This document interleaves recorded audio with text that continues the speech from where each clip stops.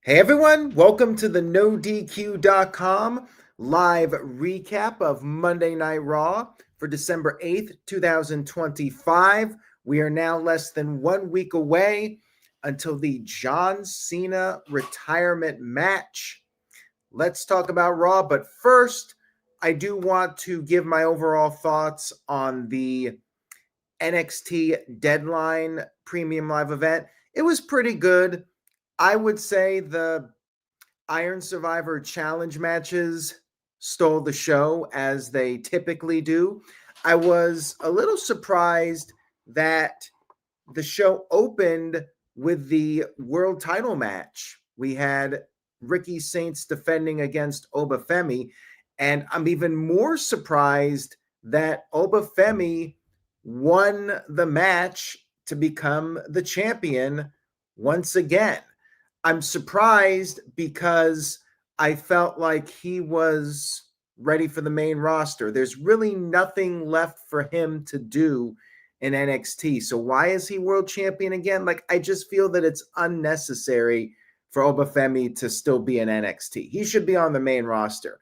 The only thing I can think is that they are waiting with him and they don't want to bring him to the main roster unless they're ready to go full-blown major push with him.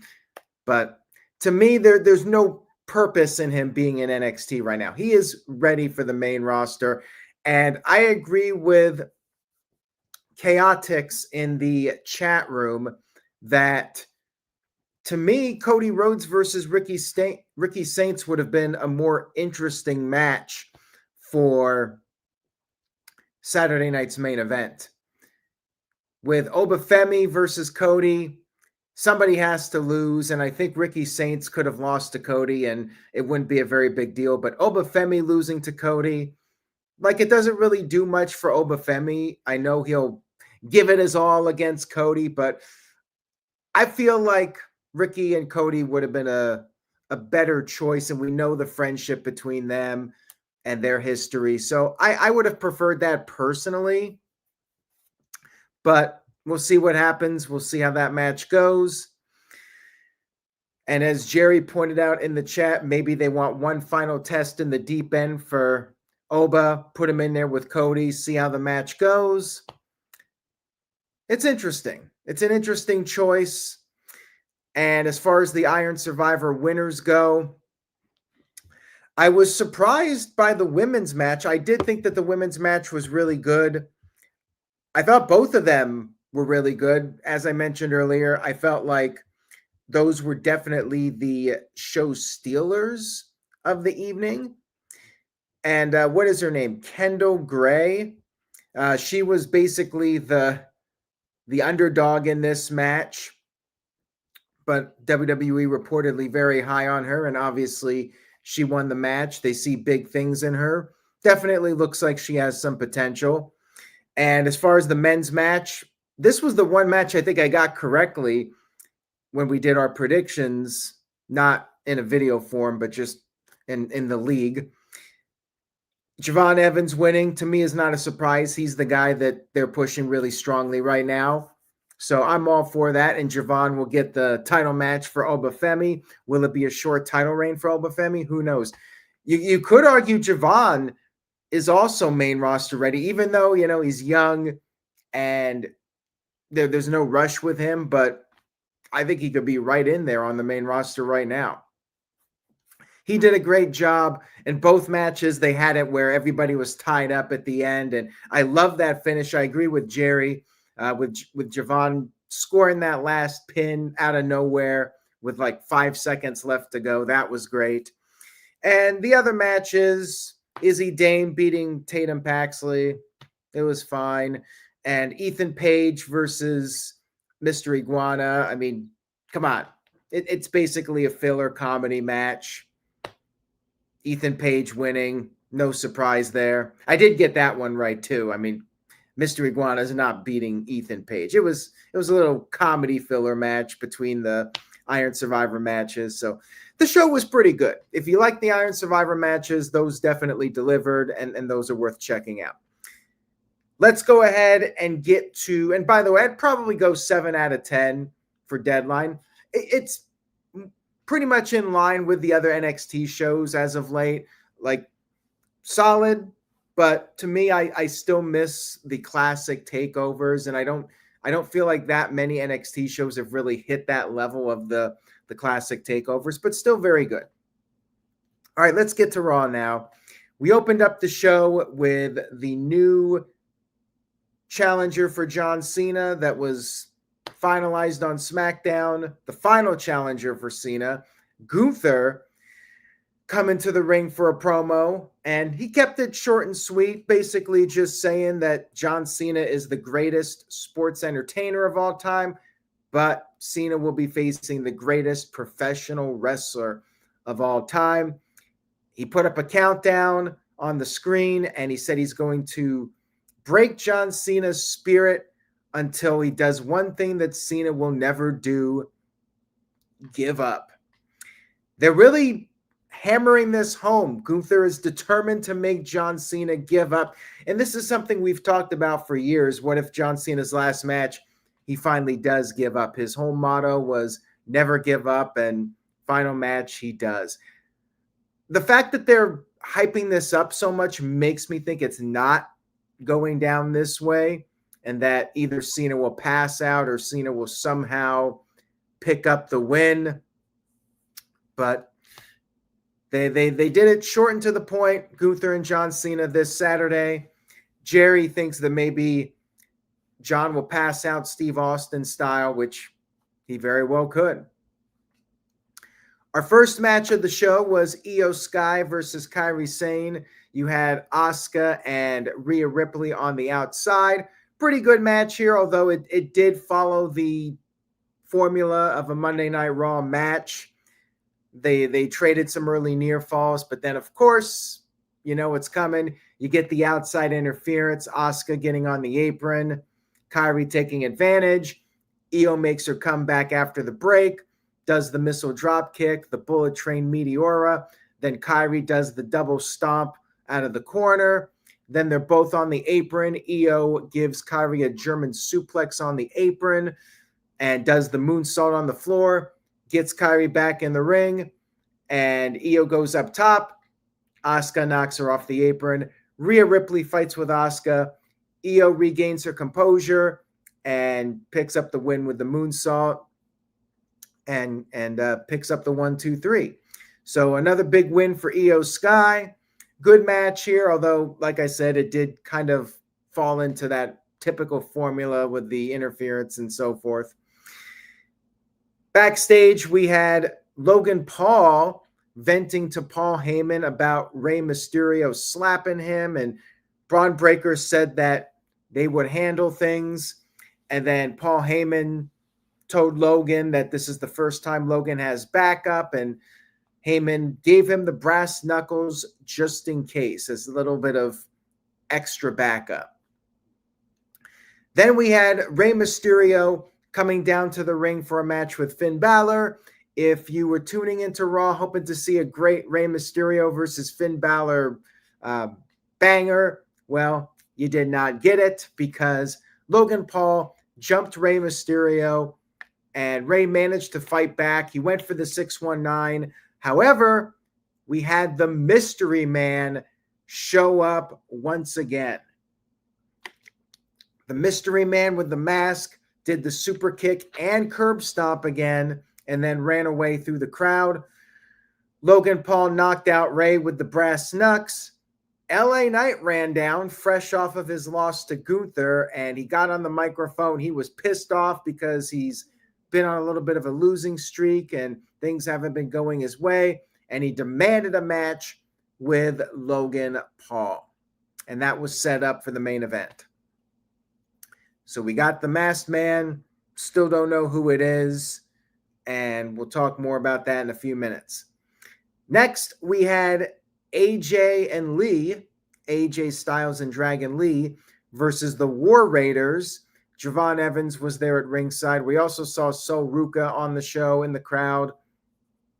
So they were having these guys there to hype up Saturday night's main event.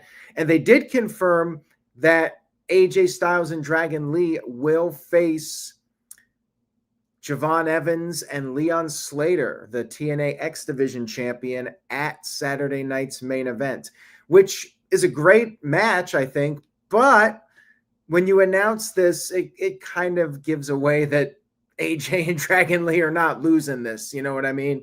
I would have preferred they announced the winning team goes on to Saturday night's main event or something like that. When you just announce in advance, it's like, well, guess it's obvious AJ Styles and Dragon Lee are going through the War Raiders. Not that I expected a title change, but still, they could have waited till after the match to confirm it or something. I don't know.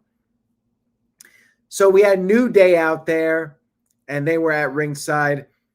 Pretty good match here. War Raiders using their power, slowing down the champion's momentum. Ivar did his crossbody into the apron screen, and then Dragon Lee got the hot tag after the break. Dragon did the double stomp out of the corner, which we saw that with Kairi Sane and Io Sky in the previous match, but whatever.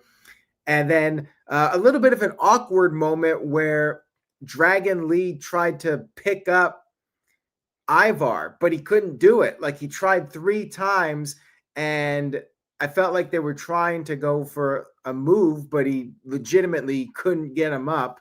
So it was a little awkward. He kept trying, and then eventually he just gave up.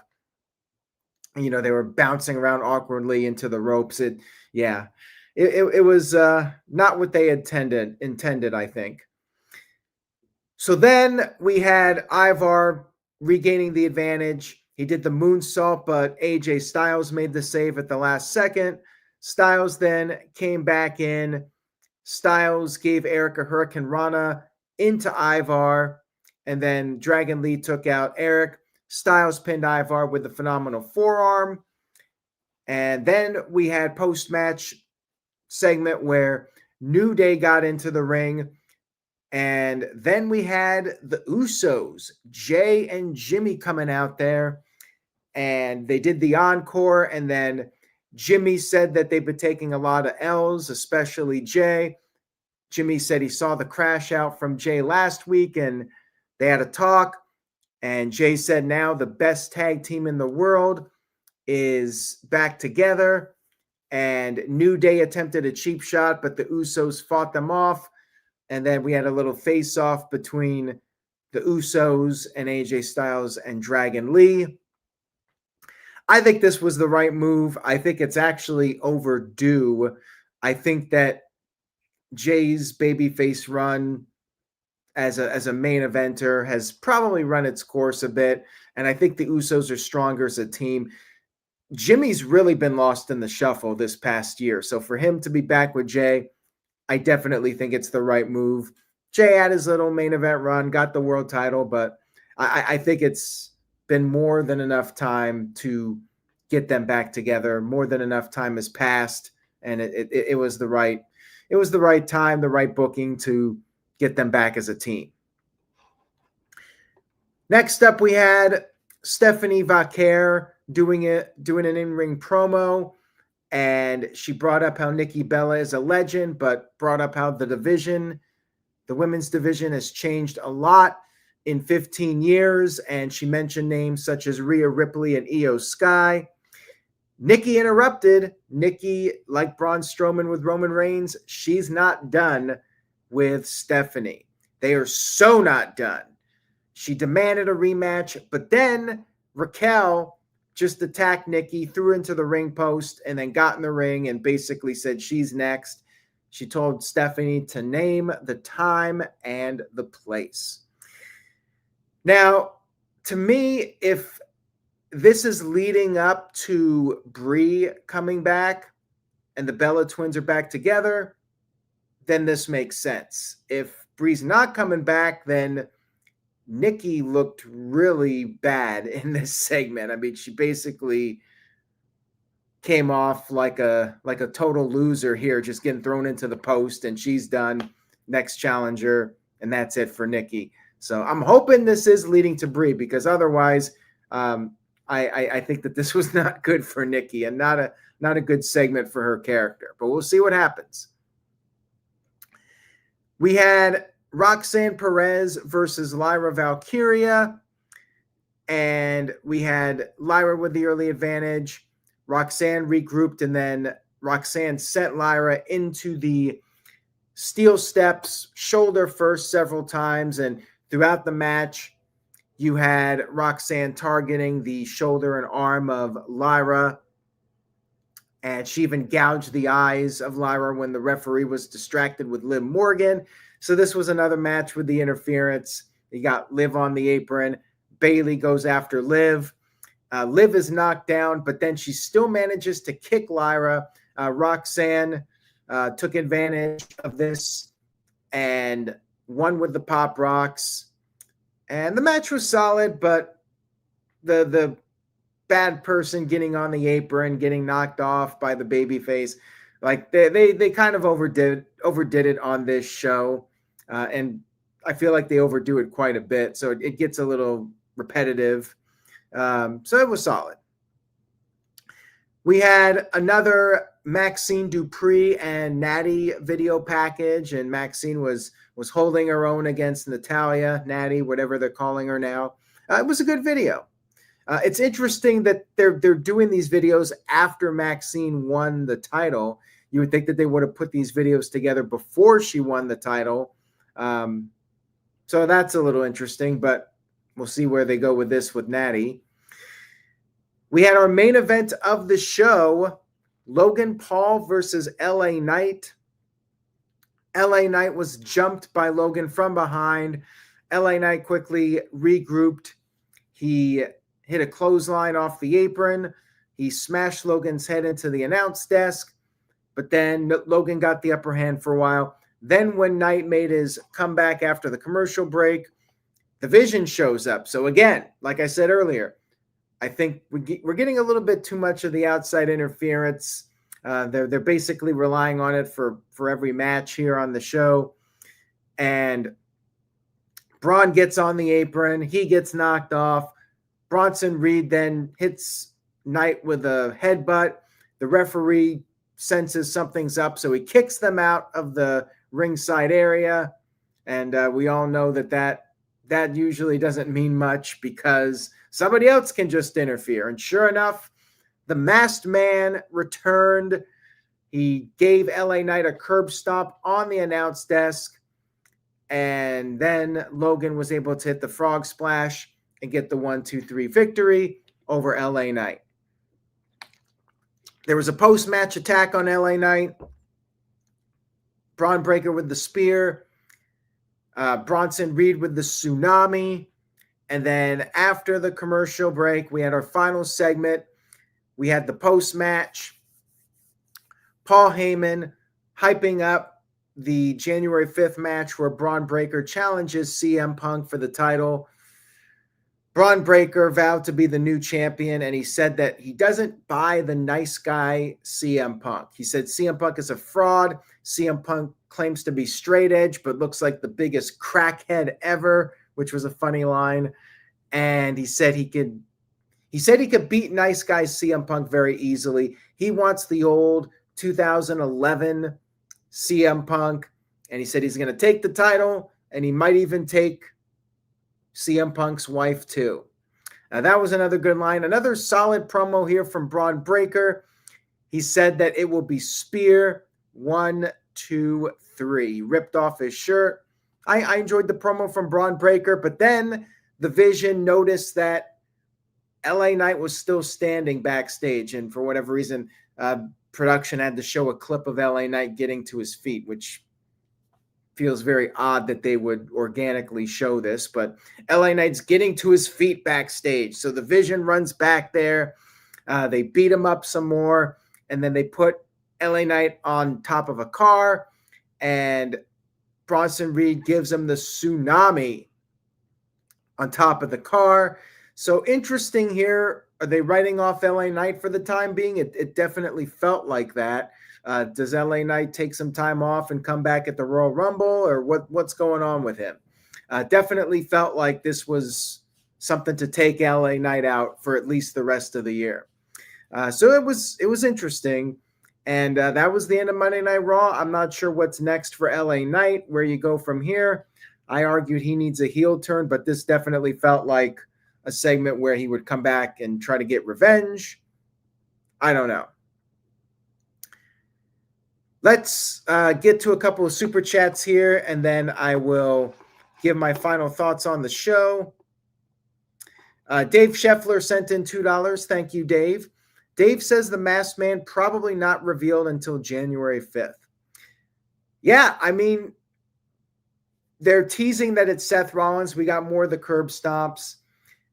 And the internet thinks it's Austin Theory. There are reports that it's Austin Theory. And it very well could be Austin Theory right now doing the stunts. But it could always be a different guy behind the mask. And if they drag it out to the new year, like, why would they drag this out for it to just be Austin Theory? Like, if it's Austin Theory, why even do this angle?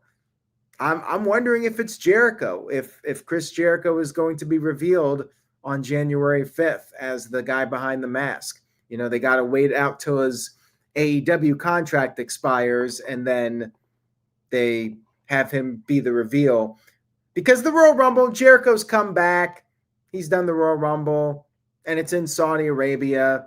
So it might be difficult to do the surprises and get him into the country without somebody noticing him. So they might just do the reveal before the Rumble. We'll see. And shout out to good old JM, Jeff Meacham. Jeff sent in $5. Thank you, Jeff. Jeff says a holding pattern Raw for after Saturday night's main event and the build to 1-5 in the Rumble. Looking forward to discussing all of it on the No DQ review. Yes, make sure you guys tune into the No DQ review Tuesday night at 7 p.m. Eastern, 4 p.m. Pacific. Jeff is scheduled to be on with us. Make sure you guys follow Jeff Meacham Network on YouTube. Jeff's got a lot of big plans for 2026. Check out his channel. And yeah, this was more or less a holding pattern for WWE. It was an average show.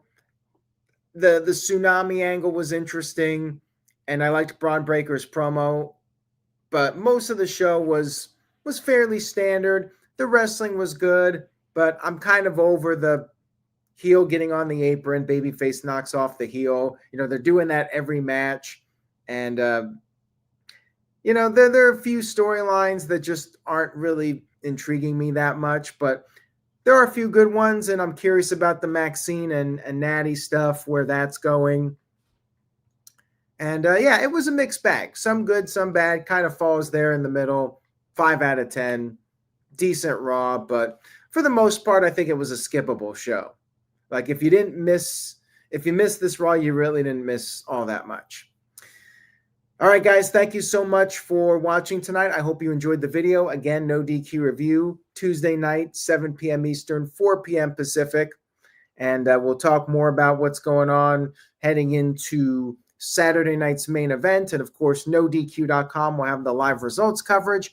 And I'll be on after Saturday night's main event to break down the John Cena retirement show. And Saturday night's main event's looking like a pretty stacked card. You got Cena versus Gunther, of course. You got the tag match just announced with AJ Styles and Dragon Lee against Javon Evans and Leon Slater.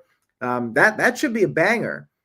And you got Cody Rhodes versus Oba Femi. I'm really curious how they book that one, although I'd be shocked if Oba won. I think it's almost a given that Cody will win that.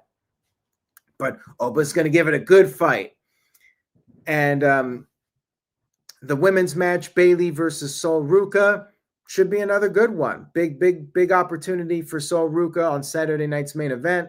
And yeah, I'm looking forward to Saturday night's main event. I think it's a pretty strong card for Saturday night. So stay tuned to NoDQ.com for the latest news regarding Saturday night's main event.